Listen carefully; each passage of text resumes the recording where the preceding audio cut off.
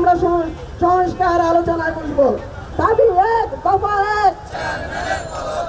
আমি আবারও বলতে চাচ্ছি যে মাটির ভিতরে ইঁদুর রেখে উপরে মাটি চাপা দিলে সুরক্ষা আগে অপসারণ করি, তারপরে আমরা সংস্কারের আলোচনায় যাই।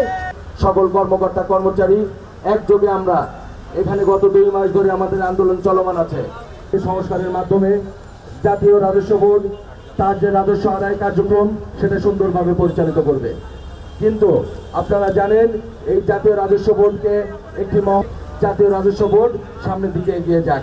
আমরা চাই একটি টেকসই সংস্কার, যে টেকসই সংস্কারের মাধ্যমে জাতীয় রাজস্ব বোর্ড তার রাজস্ব আদায় কার্যক্রম সুন্দরভাবে পরিচালিত করবে এবং সেই সাথে দেশ এগিয়ে যাবে। উপস্থিত সহকর্মীবৃন্দ এবং সম্মানিত প্রিন্ট ও ইলেকট্রনিক মিডিয়ার সাংবাদিকবৃন্দ, আজকে সারাদিন আমরা অনেক কষ্ট করে একসাথে এখানে থেকেছি।